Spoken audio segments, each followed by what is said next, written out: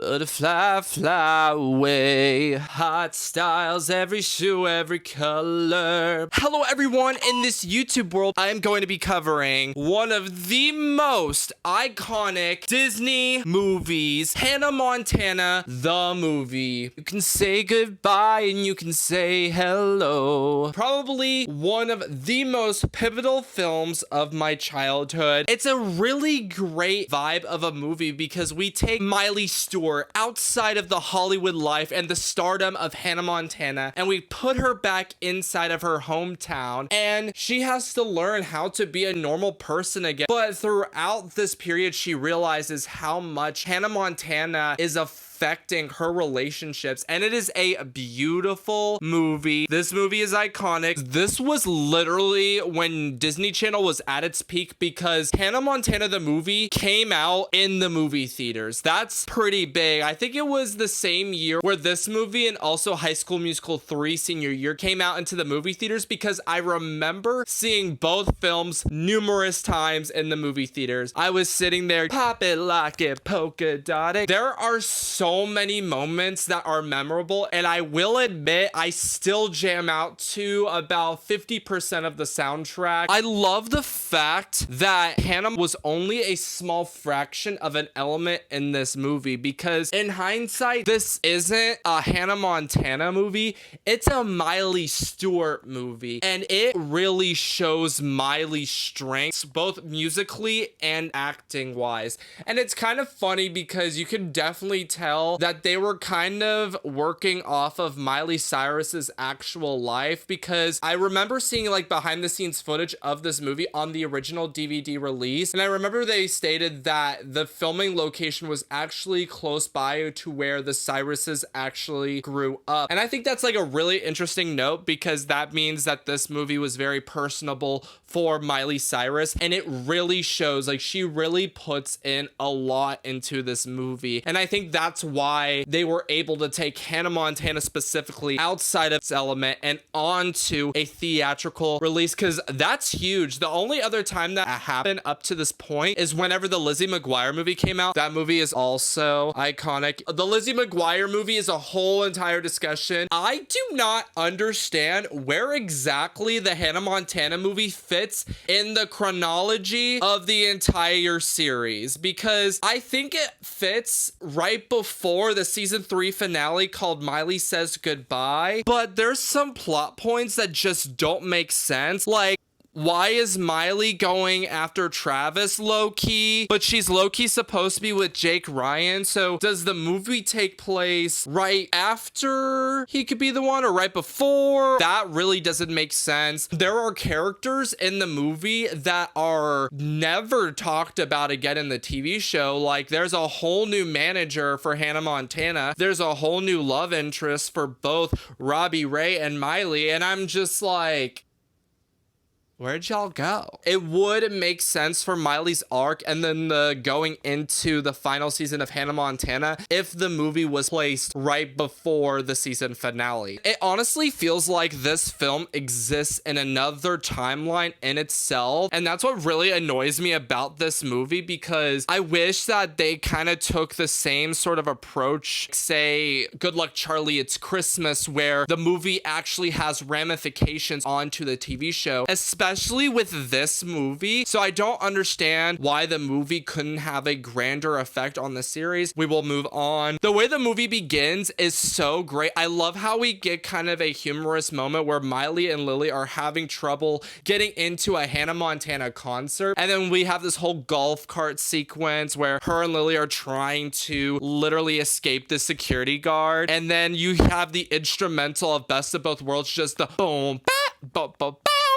Literally, the beat is going off. Miley needs to get to the dressing room in order to transform into Hannah. Like I mentioned in my Wizards on Deck with Hannah Montana video, her look at this time frame works better for the film than it does the TV series, and that is a very controversial opinion. In season 4, Miley kind of strips back the whole pop star like really bright colors. Like she kind of like tones it back a little, and I really love that. Okay, so the Best of Both Worlds performance is so good and iconic. However, whenever I first watched the movie, I thought they actually filmed it at a concert, and then I just recently watched a behind the scenes featurette, and literally what they had was they had a pit of extras, and then they had blue screens around the world. Then the scene quickly goes to this weird hallucination, and that kind of threw me out of the movie a little bit. I don't know why, like a coconut would hit her on the head and then she would go, best of both worlds. I love how the stakes of The Secret are raised. I know you guys hear me say all the time about how I love it whenever Disney takes their properties outside of their elements. This is an example of how they successfully took a property out of its own element, but it still fit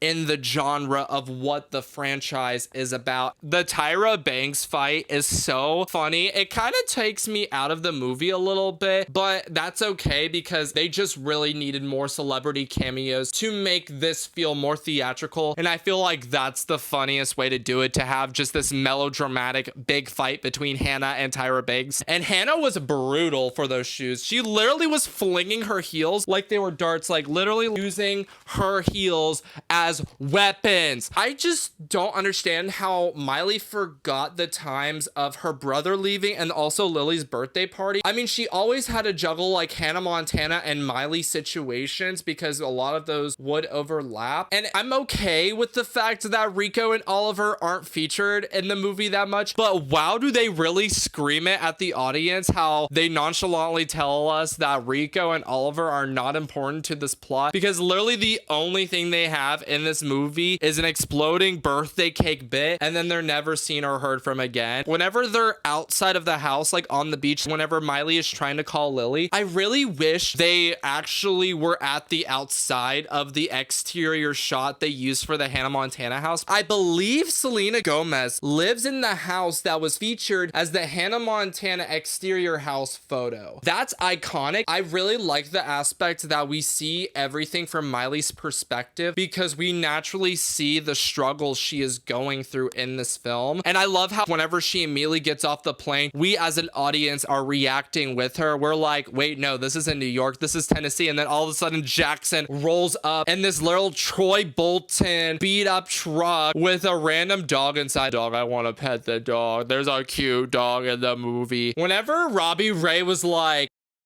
because that's what I'm doing. Whenever literally Miley was like, you can't take Hannah away from me, like, Robbie Ray straight up said, oh, I'll take Hannah away. I will admit, even to this day, I got emotional whenever I saw Blue Jeans. If you know the episode, you know the episode.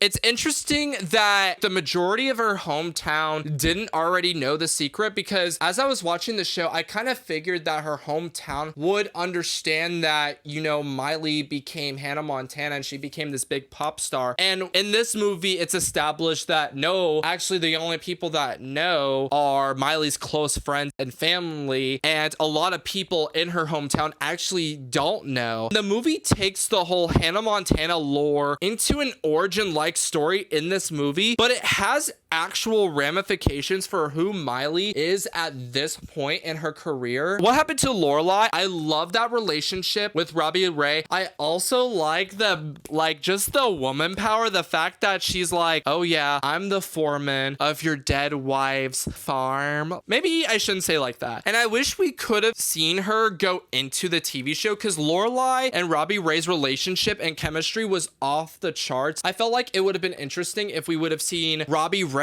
have a long distance relationship with someone in Tennessee, but also we understand that long distance relationships don't really work out. But I have a feeling that Robbie Ray and Lorelai could have worked out in the end. Whenever Robbie Ray just has all of the plates shatter on the cabinet, and then he picks up the Elvis plate that she just put on display, and he literally sits up and he like whacks it on something in the ceiling. He was like, good news everyone, Elvis is alive. Okay, the country accents are so, my name's Miley Cyrus, pop it like a polka dot, country dot, hip hop it, turn on side, jump left, stick line, zigzag across the floor, shuffle and diagonal. This recent time I watched the movie, I just now realized that the grandmom actually quoted the lines of the song Butterfly Fly Away to Miley whenever she starts just saying like caterpillar in a tree, wonder how you you will be. And that's kind of what she's wondering in this movie, how she's gonna wonder who she's gonna be. The cinematography and score didn't need to pop off, but it did. This movie feels like a warm hug. That's how I would describe the film. We love seeing a little cameo moment from the warrior who defeated Vecna and shot him outside of a cabinet. Make a deal with God. And oh my goodness, I also just now realized that Travis gave her that light bulb moment of the main line of the Climb song. And Dream is an underrated song. The Taylor Swift cameo will forever be iconic. I still know every step to Hold Down, Throw Down. It's like pop it, lock it, polka dot it, jump to the left, stick and glide. I will say this song defined a period of my childhood because literally at so many big events and gatherings, whenever I would want to do like a little performance, I would always get my shoes on and I was ready to pop it, lock it, polka dot it with the Hold Down, Throw Down. Why doesn't anyone acknowledge the fact that she sounds like Hannah Montana? Like literally the paparazzi guy who's been following Hannah and understands what she sounds like is in this event, and he's just like,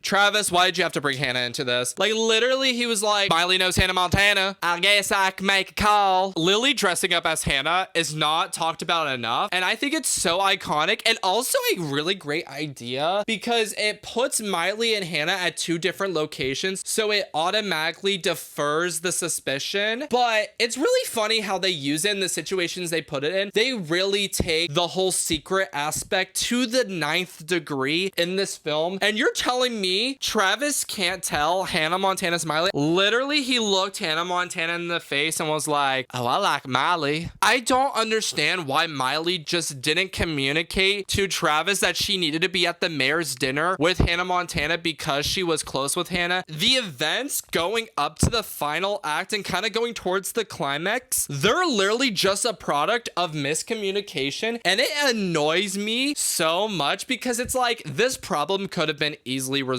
And it was so just... It was really irresponsible for Miley to just like rip off the wig right there in the entryway. Are you trying to already tell the world that you're Hannah Montana? And now that I'm watching it back, and you know where the scene where Lily walks up to the chicken coop after Miley fell asleep working on it the entire night. Whenever Miley's like, the time, and then Lily was like, yeah, it's time. I now wonder if Lily knew what Miley was about to do. And is it just me, or does society not recognize Rockstar as one of the most iconic songs from the Hannah Montana series? Because I feel like it's not talked about enough. The opening guitar riff goes off, and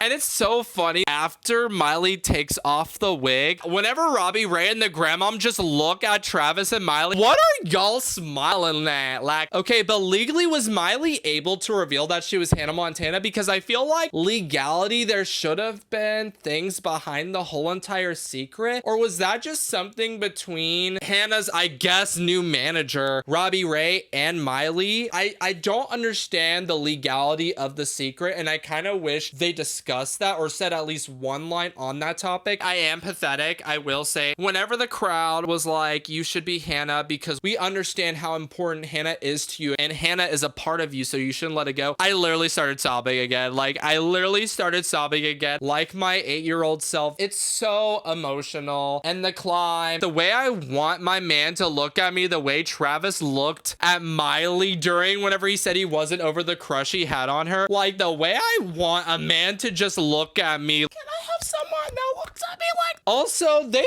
totally disregard the plot about the town's development. Do we ever really know if they raised enough money to make that development go away? And also, what's gonna stop them from making more development in the future? Where did all the characters go to after the movie? Because I know I mentioned earlier how I think this movie starts right near the beginning of Miley Says Goodbye, but in the movie they don't mention Uncle Earl at all, and then Miley Says Goodbye opens up with Uncle Earl, so that's kind of confusing. I guess that's everything I have to say about this movie. Hannah Montana movie was so pivotal, and I think defined an entire generation. I've seen so many people on TikTok say that they're gonna have their Hannah Montana summer, and honestly, I have been driving around to dream all summer long. It's kind of funny. It's kind of funny how I'm a 23-year-old still crying at Hannah Montana. Thank you guys so much for watching this YouTube video. Make sure you like and subscribe to my YouTube channel. Follow me on Instagram, Twitter, and TikTok at Whitehead. I love you guys so much, and I will see you all very, very soon.